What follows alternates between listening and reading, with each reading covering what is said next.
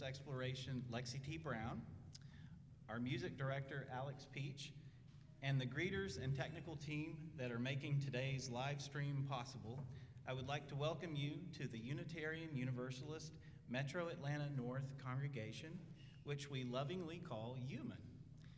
UUMAN is a liberal faith community with the mission to nurture our spirit, strive for justice, and transform the world.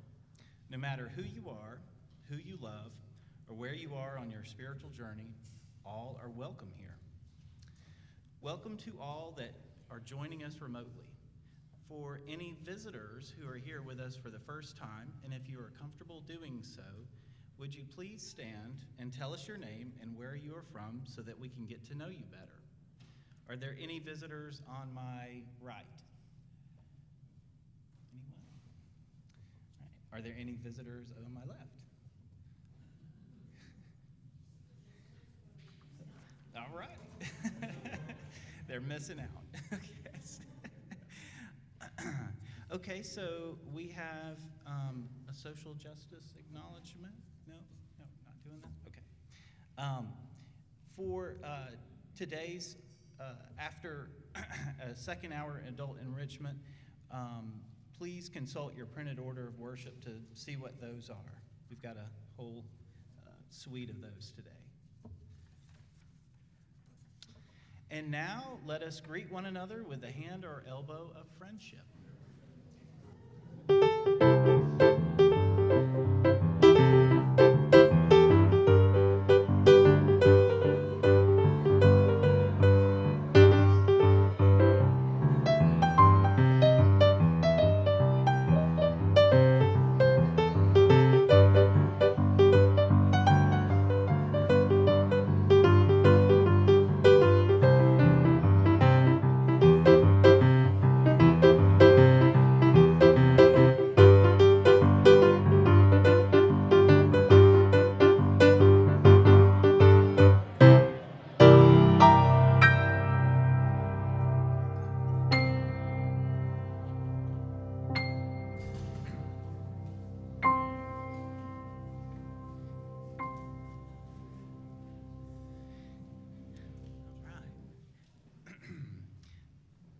So today is a 50-50 Sunday, where 50% of our offering, including any checks specifically designated as 50-50, will be shared with El Refugio, a nonprofit organization dedicated to helping detained people at the Stewart Detention Center in Southwest Georgia, 140 miles from Atlanta in Lumpkin County. For the entire month of July, any checks or breeze donations specifically designated as 50-50 will also be shared with them. The Social Justice Committee would like to share that your generous donations in May allowed us to support Camp Kingfisher with a check for $6,088.19.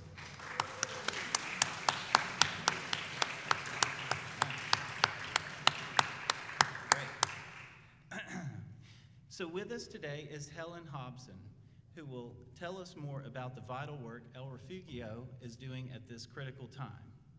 Helen is a longtime Unitarian Universalist and became involved with El Refugio in 2017 when she first visited a young man from Somalia at Stewart Detention Center. She then trained to be a coordinator for the hospitality house on weekends. She also served on the advocacy team and joined the board of directors in 2023.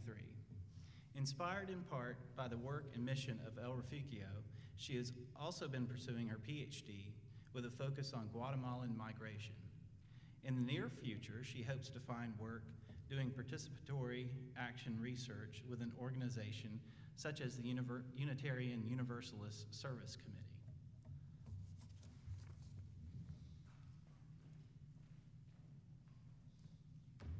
Good morning. And thank you so much to UUMAN for selecting El Refugio as your recipient of the Share the Plate this month. Our vision at El Refugio is a world without immigration detention. And as our social media feeds are laying bare, immigration, enforcement, and detention have quickly become a Gestapo force criminalizing our neighbors and friends and sending them to gulags.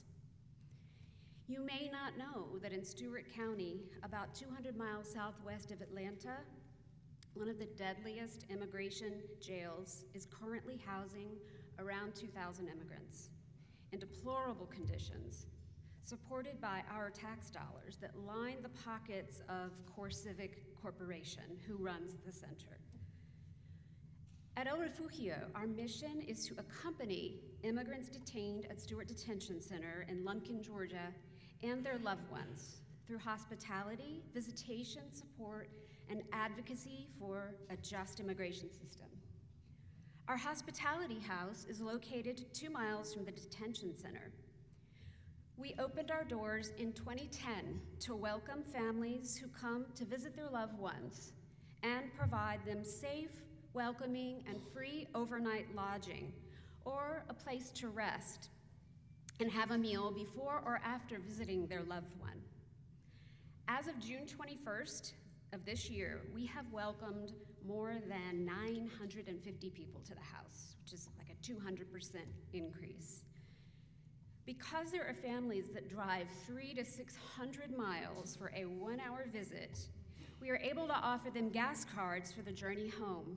And this year alone, we have distributed more than $6,000 in gas cards. The unprecedented number of families at our house reflects the shameful increase in immigrants being held in overcrowded and dehumanizing conditions at Stewart under the Trump regime. However, El Refugio, we have unfortunately heard about abuses and medical neglect at Stewart since we began our work in 2010. People detained at Stewart can call our helpline from inside the jail and request one of the services we provide. We can put money on their commissary account to help them with the exorbitant cost of making phone calls, or to buy food and hygiene products to supplement the inadequate nutrition and supplies of the facility. They may also request that we pack them a departure bag, which is waiting for them when they are released or deported. Many people are taken by ICE from their jobs with only what they're wearing and no family nearby to bring clothing. We hope to offer this basic human dignity in the midst of such inhumanity. Some people request that our advocacy coordinator assist them in filing a complaint about medical abuse or other rights violations, or about contacting the media. And finally, they can request that a volunteer from El Refugio visit them inside the immigration jail to listen and bear witness, or help them have an hour to be psychologically outside of their situation by talking about who they are and what they love. Volunteers and people detained sometimes become friends and correspond through letters, and occasionally even after the person leaves Stewart. In my role as a weekend coordinator for our hospitality house, some of the most impactful moments occur around our long dining room table as guests and volunteers share a meal together. There may be several conversations going on at once, a deep exchange of mutual fear and heartbreak, sharing how to put phone minutes on a loved one's account or information about legal services, a teenager sharing their future dreams, a tearful account of visiting a husband and father, heads bowed in prayer, and even in the midst of all the darkness of Stewart Detention Center, 2 miles down the road, and the pain and injustice of immigration detention, gratitude flows so naturally from families for the space that our house creates for them in this incredibly difficult moment. Many immediately ask how they can help us. On more than one occasion, guests have told me that the house holds a healing energy that they sense very deeply. In this time of great uncertainty for our immigrant community and an increase in the anti-immigrant rhetoric against undocumented people, El Refugio needs more than ever to keep our lights on as we stand with immigrant families offering hospitality and support. Here is how your financial contribution today can make a difference. $20 pays for a commissary or a phone deposit for someone detained. $25 buys a gas card for visiting families. $45 covers overnight lodging and food for one person in our hospitality house. And $100 pays for a departure bag, which contains clothing and shoes for a person who will be deported. We are grateful for any donation amount. If you would like more information about our organization's work or how you can become involved, I will be here for the coffee hour after the service to speak more in depth about our work and opportunities to be part of our community. Thank you so much.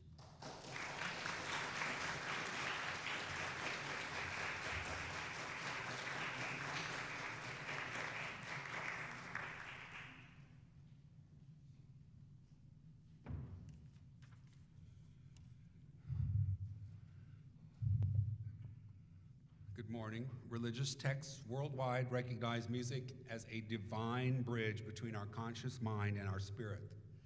Sacred writings, artifacts, and art across all faiths emphasize music's role in worship, meditation, and spiritual transformation. Music is not just something we hear, it is something we feel. It speaks directly to our shared human experiences and is therefore a force of spirit itself.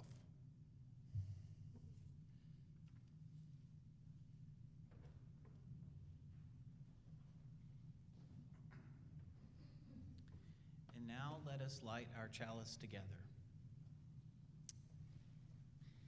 The chalice is the container, the space where the musicians and the listeners gather. The oil is the fuel, the hours of practice and the life experiences of everyone in the room. The wick is the instruments and vocal cords through which the music will flow. And the flame, is the music which is created as if by magic. When the instruments are lifted, the breath is inhaled, and the downbeat is nodded. May this flame ignite the music within us all. And now, if you are able, would you please stand and sing our opening hymn number 1064 in the softback hymnal, Blue Boat Home. Alex will play through once, and then we will sing together.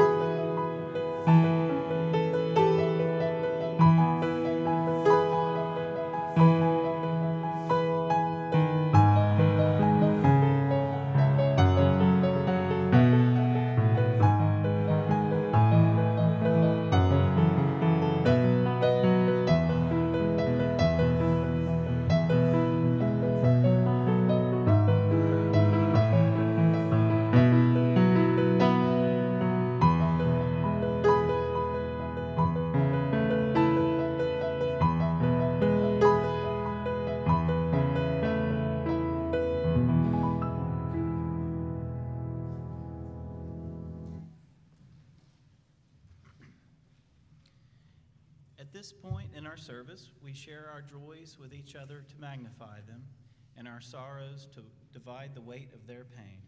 If you are so moved, please feel free to come forward, state your name, and drop a pebble in the bowl, and express a joy or sorrow that you may have. For those attending via our live stream, if you have a joy or sorrow that you would like to share this morning, please type it in the chat.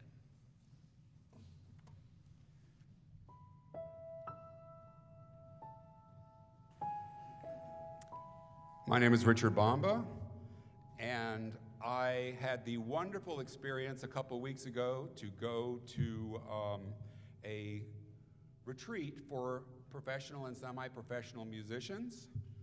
It was a 4-day retreat in which I got to play with 16 different small string and wind ensembles. I got to play everything from Bach to Tchaikovsky, and it filled my soul with wonderful memories and experiences of grad school and performing every day. And I'm just thrilled to have found this chamber music retreat, and I am looking for more retreats throughout the world, actually, to go to. I know there's some in Europe next summer, so why not, right? Yes. So I'm very excited. Thank you.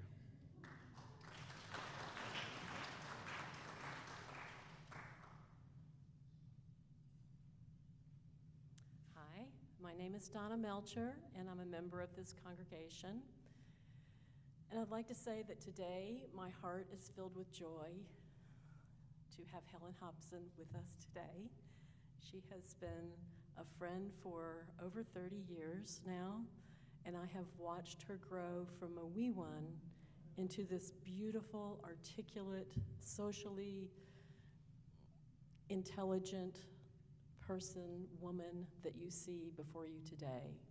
And I would just like to say that I am here embodying the love for you and for all the work that you do, and thank you for being with us.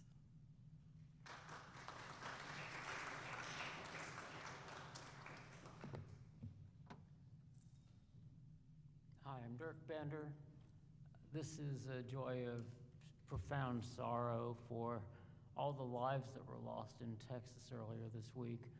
It was, I'm sure, a gut punch to everybody who saw the headlines. You know, all those children lost. It's always horrific to imagine all those lives snuffed out before they ever had a chance to do what everyone should be able to do.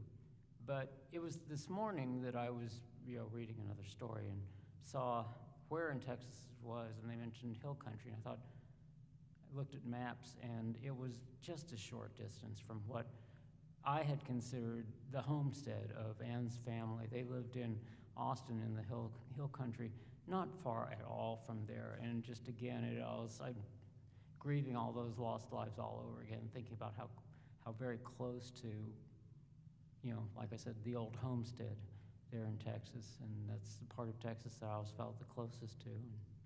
And anyway, it was a terrible tragedy.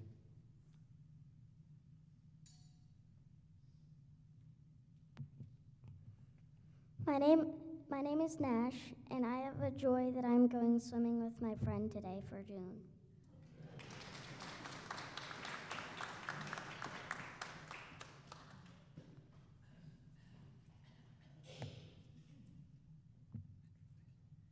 Hello, I'm Francie Deeskin, and I'm a member of this congregation. And today I have joy that David and I have celebrated 1 year of togetherness, and that is possible because of UUMAN. So it's a big joy. Thank you, everybody.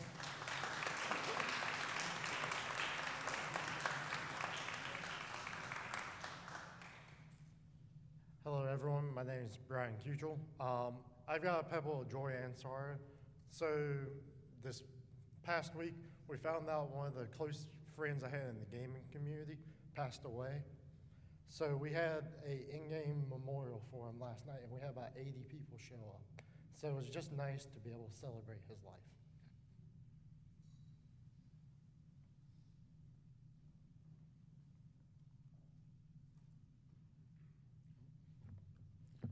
My My name's John Renicky. I just wanted to announce that I have been offered and I have received a job offer, so I'm starting a new job. So my career as a house husband is coming to an end.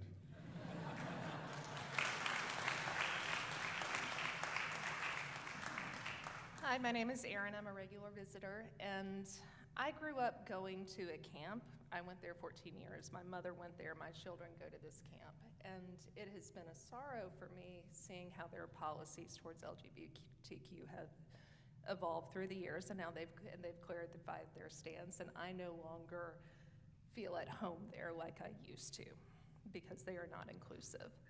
However, for years, two of my children still go to this camp, and I was going to pick my son up because he loves it. It is his home that he still enjoys. And for years, I've always said, I want to go a night or two early and just take a couple of nights for myself, but I never knew where to go. So I Googled Unitarian Retreat Center, North Carolina, and I found the mountain. And on my way, and I actually booked the reservations 2 nights at the mountain just for myself, personal retreat. So that's an option if you don't know about that. And as I was driving there, I got the call, you need to come pick your son up. Now, he has the flu. So I did not get to go to the mountain. But I went, I was close enough. I stopped by, I met the program director and got a tour. And so my joy is that now at least I know about a place where I can go.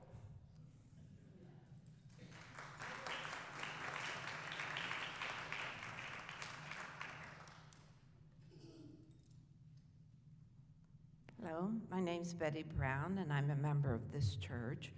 And I just want to acknowledge today, July 6th, which will always be in my heart because it is the Dalai Lama's birthday. And I think he's 95 today, and he's such a great symbol for compassion for our world, more so than anybody else I can think of. The reason it's so memorable for me was 14 years ago. Today, I was in Nepal volunteering at a Tibetan refugee school and was very much a part of a massive demonstration where the students were trying to get together, schools were trying to emerge to acknowledge the Dalai Lama's birthday. And it was a very tragic scene where they were being prevented from doing that at the school. The parents and grandparents and children from other schools were physically constrained. So anyhow, this is a pebble of concern, highlighted this morning by Helen's presentation at El Refugio. I have been there. The pebble is for refugees everywhere, and may there be compassion, and may there be freedom for all.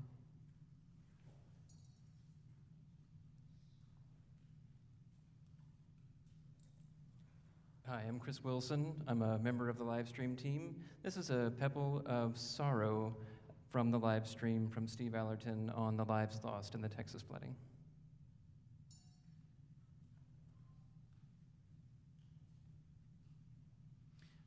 I will drop one final pebble for all those joys and sorrows still too tender to escape the folds of our hearts. Let us keep one another in our thoughts for the coming week.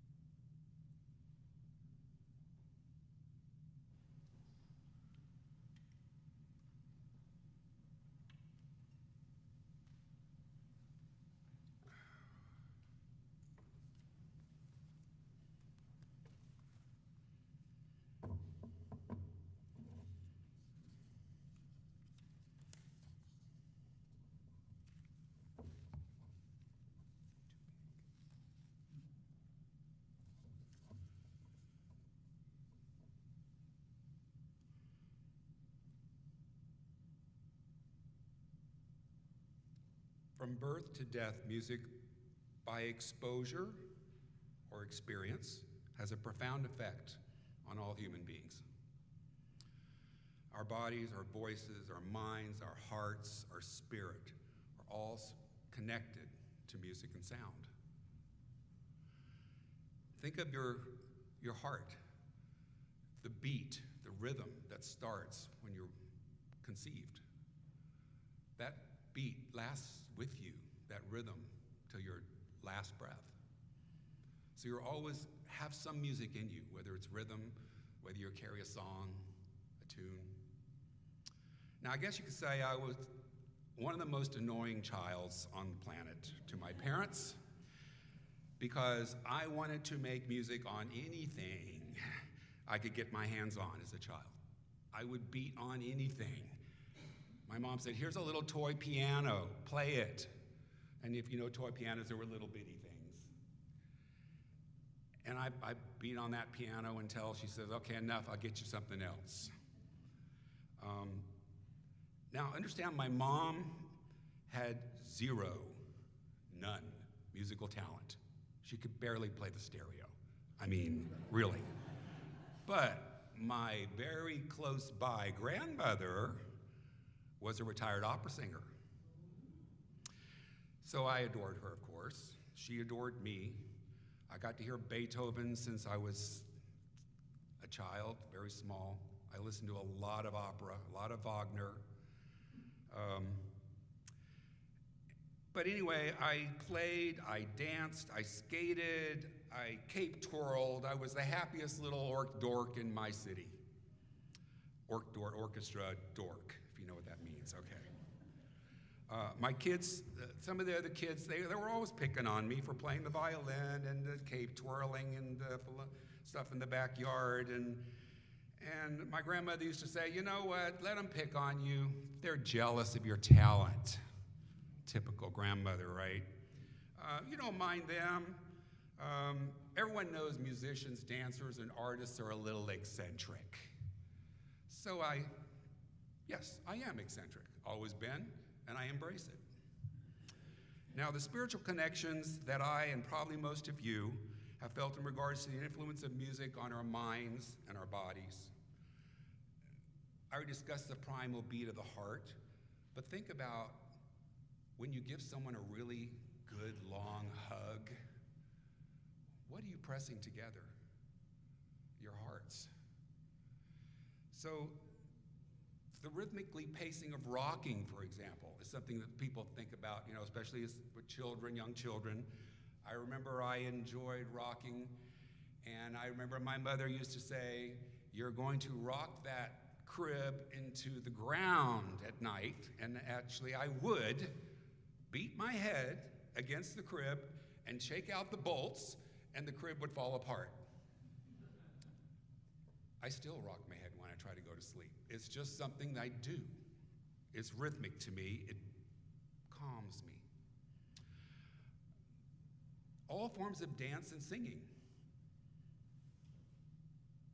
Think of your body as your instrument.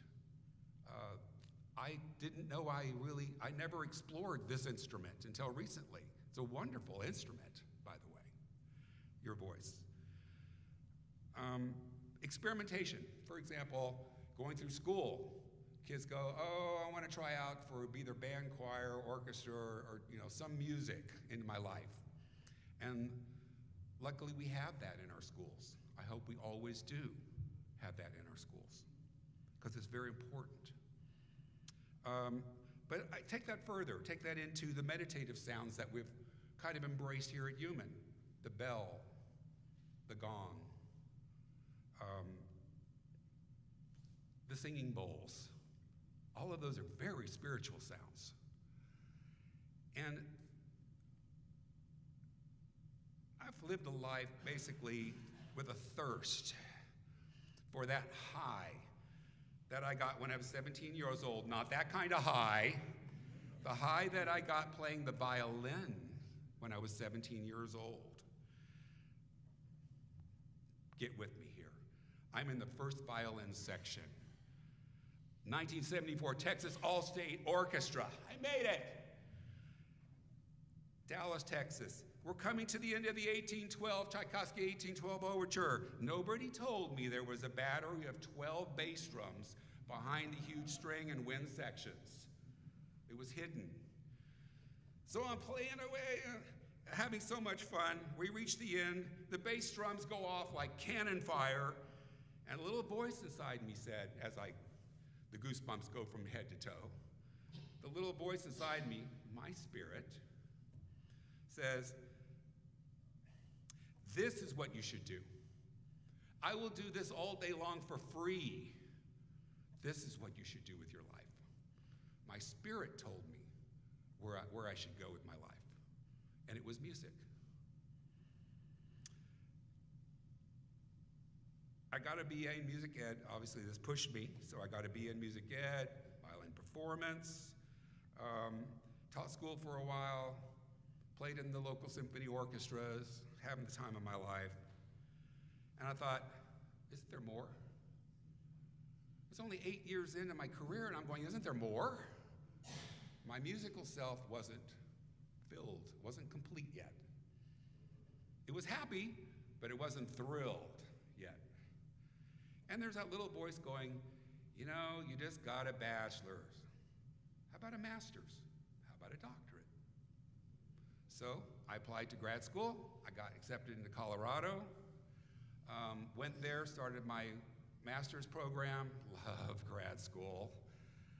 It's like the best experience in the world, and those that have been to grad school in their field know what I'm talking about. It's like heaven, because you're totally immersed in what you love the most with other people that feel the same. So I went to grad school. I got my master's in violin performance, started the doctorate because it was a good stipend. Why not, right? Free ride, great. And then finally, I got to the time where I need a job. So I started looking for jobs and thought I would be a college professor, and I went, I kind of did a little bit of that. At my grad school, my professor went on sabbatical. I taught college for a semester. I didn't really like it. It was too limiting. It limited my musical expression, even though it was so important that I be the best I can on my instrument as a violinist. There was still more I wanted. This thirst was not done yet. So I came to Milton. I taught at their program. I started a guitar program. I had a good time teaching orchestra. So 5 years will go along, and I get another little nudge from the voice inside saying, after I retired, of course, he says, you retired. Yes, you don't have to get up when the alarm, you can do whatever you want, you can go on vacation anytime you want. But then that voice said, your music self has died. So your violin bucket is full. So you played all those concertos. So you've conducted all of the great string literature in orchestras 2 or 3 times over. So start a new bucket. It was so simple. If all your buckets are full, start a new bucket. So I thought, okay, I'll start a new bucket. Why not? This is, I was coming to UUMAN, and I was just here for a few months, and I was watching the choir sing, and I went, bucket? There's a bucket. So I was like, yes. So in February of 2024, never forget that date, I started to sing. Now, I've never sung before. Yes, of course, I've heard all the meaning and depth of words in choral music and folk songs, and friends telling me, oh yeah, the Beatles are everything when it comes to, great lyrics. And I said, well, I kind of never listened to the words. All these songs, I was instrumentally minded. So I never really listened to the words. I didn't bother with meaning and all that. And of course, my grandmother was playing opera all the time, but it was always in Italian or something. And it's like, I didn't get the meaning there. So I thought, okay, my spirit is not happy unless I make music. I get that. Now I'm going to sing. I get that. And then all of a sudden I discovered, oh my God, there is power and spiritual meaning in words. I had never put that together. I just figured, hallelujah and all of that, that's spirit. No, not necessarily. So I started listening to the words more and more and the music that the choir was singing, and it started to pull at my heart and my soul and my development as a human being even, and it shocked me. So hopefully I discovered the spiritual power of the words sung in perfect harmony with no R's. There can be powerful cosmic intent behind meanings in some lyrics. And I can think of a half a dozen songs. I mentioned the Beatles, and I'm sure you can think of even more about love, life, no more war, so on. So some songs can even have the power to make you think more deeply about your character and how you can become a better person. And one song that really hit me hard going through a divorce was, "Will You Harbor Me? Would you harbor me?" And I'm thinking, I'm gonna harbor my ex-husband if he comes knocking on my door. But I did. And I thought, why did I do that? And it's because "Would You Harbor Me" changed me to accept everyone, no matter if Donald Trump knocked on my door. I'd probably let him spend the night if he had nowhere else to go. Of course, that's not gonna happen. But you know what I mean. So now let's go to some science, because this is the fun part. An interesting study was done by the Max Planck Institute on revealing that group singing activities produce synchronized heart rates, 75% alignment within 2 to 3 minutes. Didn't know that.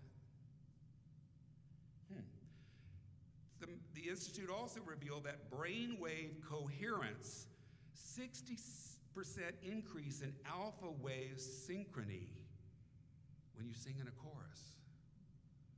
Wow. Really? Your heart rates, your brain waves are all synchronizing? That's amazing to me. And I personally believe that these results also apply in vocal and instrumental ensembles worldwide. If it does to singing, it's bound to do it in all other forms too. Regardless of what kind of music you enjoy, music has profound influence on your mind, body, and spirit. Think of music therapy. If anyone's been in music therapy, you understand. If not, I'll teach you something today. They use instrumental and vocal sounds, often featuring soothing instruments like harp, guitar, sometimes piano, cello, trumpets, drum sets, no kidding. Soothing, calming music. And with that, here's a summation of some of the scientific studies I uncovered on the benefits of music and music therapy. Blow your mind. And I've been in music my whole life, so I'm like, really?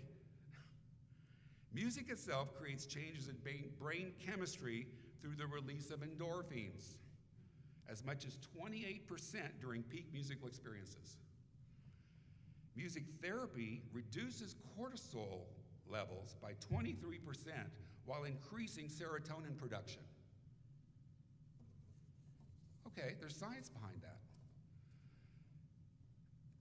We now understand how our spirits are affected by music. We need to do a quick primer on music itself. I present now how music works in the shortest amount of time possible.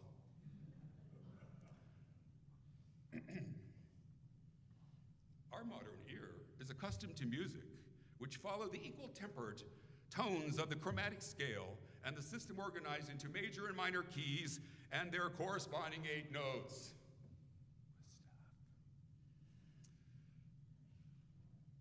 It makes more sense when you hear it.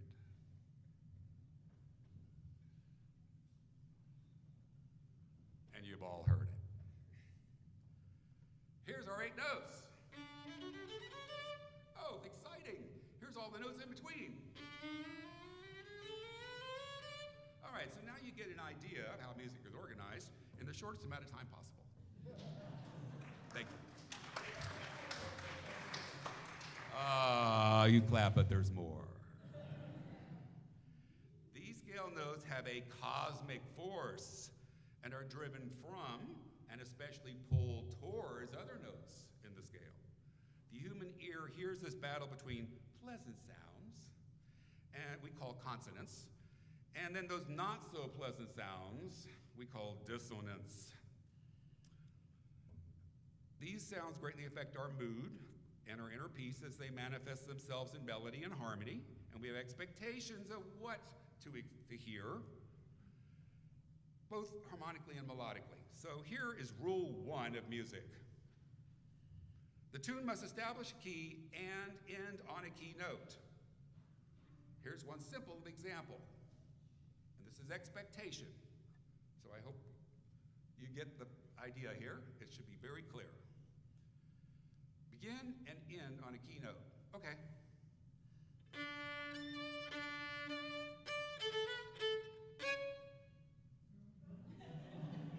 Finish it! Okay, so now our expectations have been fulfilled, thank God. Okay? I mentioned keys are important. They are very important. I mean, without keys, how would we have a piano? Pa-dum-pum. Okay, so now, basic music theory. We love our major keys, our harmonic minor, all those fun things. So how does it make you feel with those intervals? Present it both melodically, finish it, or harmonically, ooh, that chord wasn't quite right. Things like that. So I'm going to do a real quick primer on intervals and what is pleasant and what's not so pleasant. Everyone's going to get it immediately, I'm sure. So here are some pleasant sounds. Ah.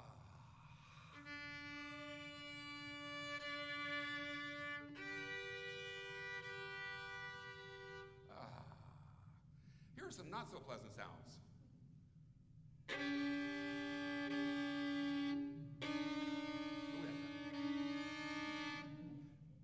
You would never end a song like that, would you? I hope not. So all these bad sounds, these dissonant sounds, have to what we call resolve, or make it better, please. Or as my violin professor said, tune it. Okay, I get it, I get it. Hang on. I just flipped a page. I shouldn't have. All right. But music uses those sounds for drama and tension. The point is to shock the audience with harmonic chaos, like the sound of the devil tuning his violin, which is the opening bars of a very famous piece by Mussorgsky called Night on Bald Mountain. How many of you know it? Oh my God, good. So here's the devil tuning his violin. Bad sounds, but believe me, I'll make it all good in just a second.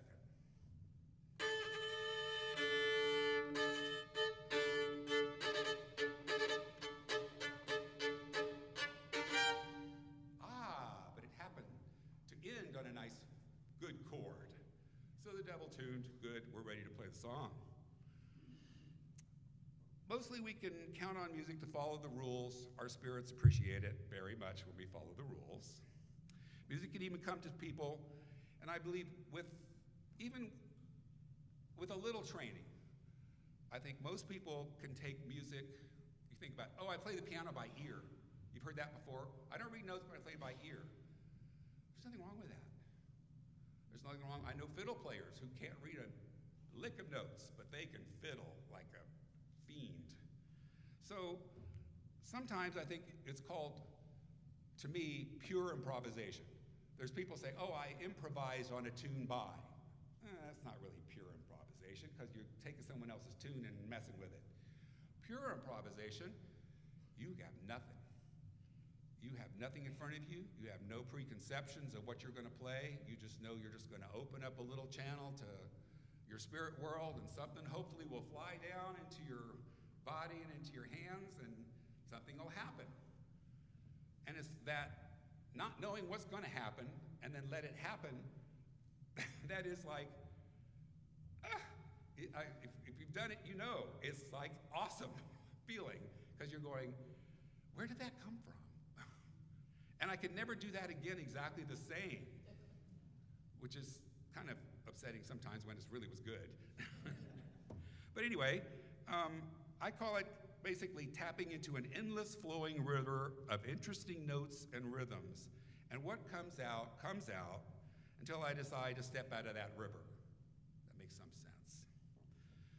So there are rules, yes, I explained a few of them. But really the sky's the limit if you know your instrument and you have some theory knowledge behind it. So I'm going to play a short improvisation. My goal is to make up something for just one moment in time that might touch your spirit this morning. There are no expectations. There's no real plan whatsoever. Just a brief musical moment for us to share.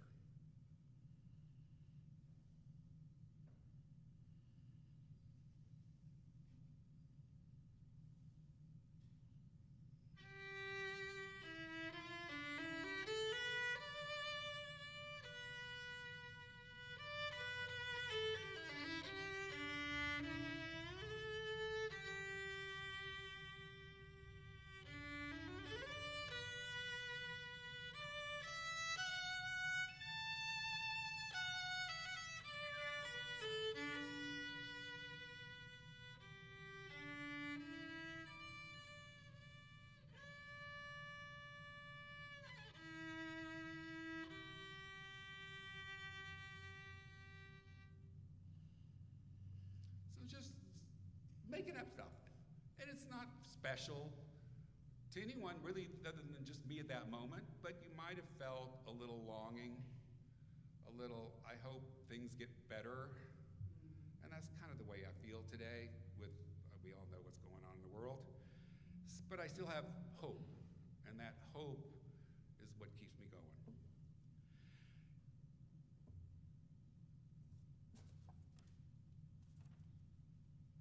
Yes, good. I enjoyed that. Now, drum rolls please, the best part has arrived. How does music make your spirit feel right now? Well, it's real quiet in here, so we don't really have much to go on musically, do we? I wonder if I can change that. Your spirit is in your body, and movement due to the effects of music are incredibly powerful. So before we get started,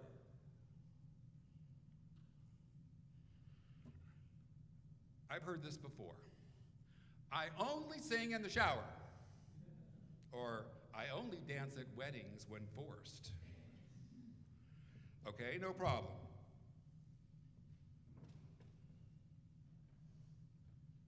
No room to dance?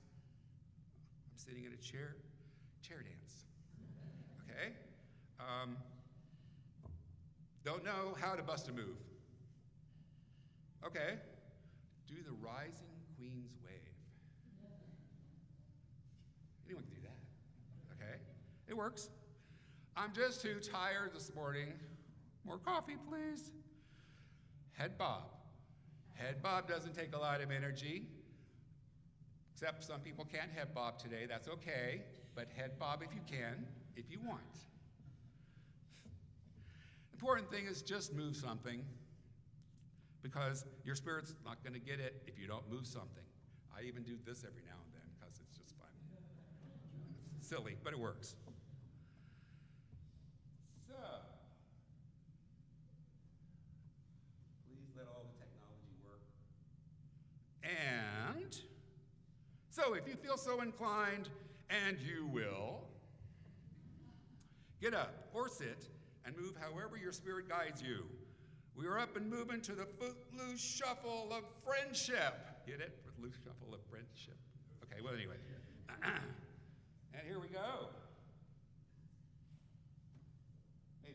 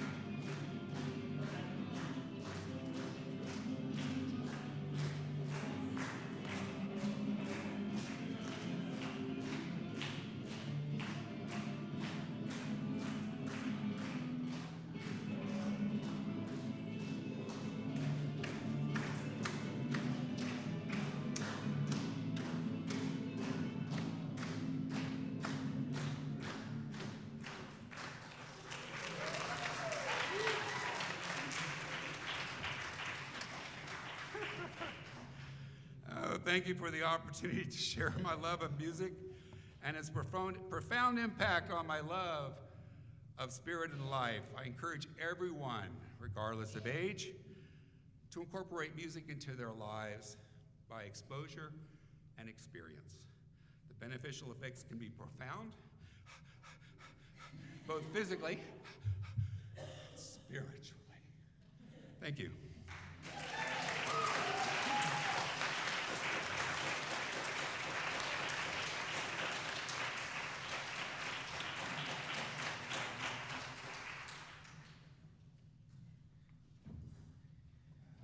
Thanks, Richard. That was amazing. In an effort to fulfill and further the vision and mission of this congregation, we ask that our members and friends share of their time, treasure, and talents. With this, we will now take the offering. You may also use the Give Now option in Breeze, the Breeze app. This month's 50-50 recipient is El Refugio. Any checks specifically designated as 50-50 or any Breeze donations specifying Give to 50-50 this month will go to support their work.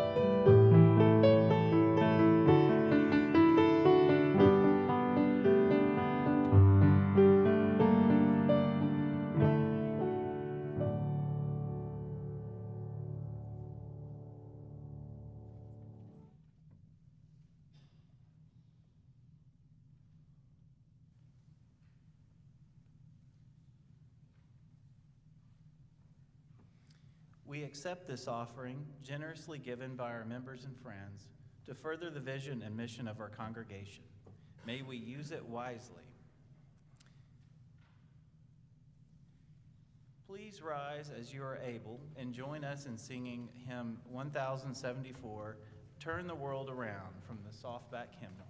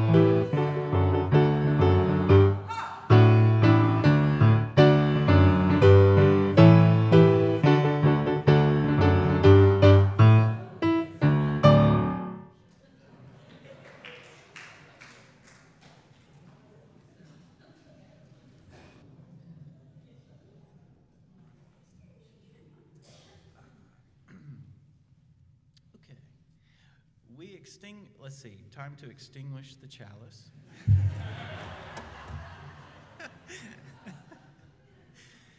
We extinguish this flame, but not the light of truth, the warmth of community, or the fire of commitment. These we carry in our hearts until we are together again.